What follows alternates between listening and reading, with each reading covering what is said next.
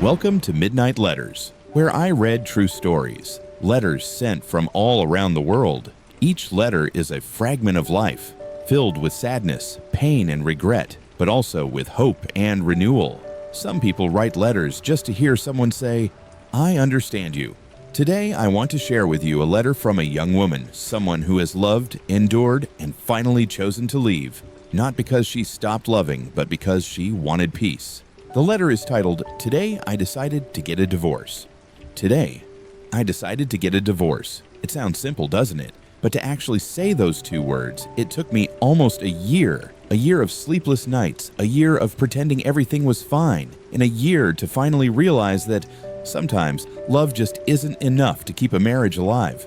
I'm 5 years younger than my husband. When we got married, he worked at a small company, earning about $4,000 to $5,000 a month. After giving birth during the pandemic, I stayed home to take care of our baby. He's almost a year and a half old now. I wanted to go back to work, but every time I sent him to daycare, he got sick again and again. So I stayed home. From the outside, everyone thought we were happy, a lovely couple with a sweet child. But behind those smiles were silence, loneliness, and countless nights of tears.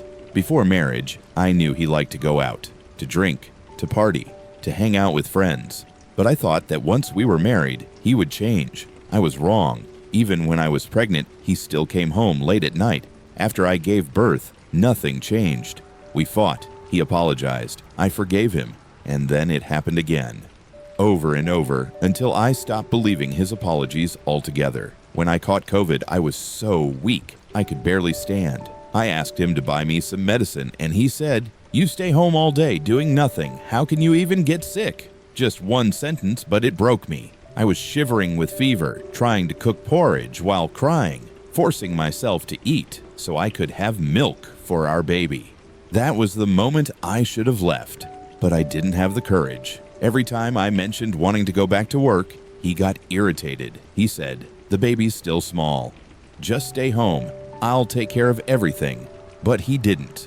He couldn't. The formula, the medicine, the bills, they all came from what little savings I had left. He didn't care. He treated me like a housemaid. Nothing more, nothing less. And tonight, I had a fever again.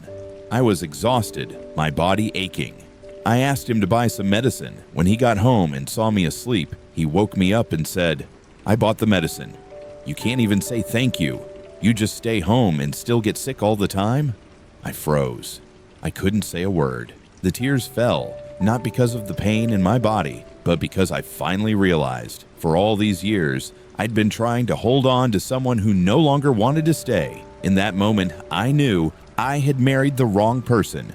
We argued loudly. I gave him back the money he'd sent me every month and said, "From now on, you're only my child's father.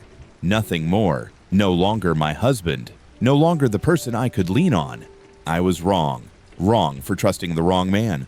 Wrong for thinking endurance could save love. Wrong for not letting go sooner. But even so, I'm still grateful because this marriage gave me the most precious gift of all, my son. I forgive him for the pain, for the loneliness, for everything he failed to do.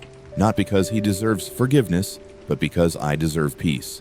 I'm tired, truly tired, and today I choose to walk away, to live as a human being again. Thank you for sending this letter to Midnight Letters. Reading your words, I don't just see a woman leaving her marriage. I see a wife, a mother, who has grown exhausted from trying to hold on to something that was already broken. Many people think that enduring means sacrifice, but in truth, sometimes enduring is the deepest way we hurt ourselves.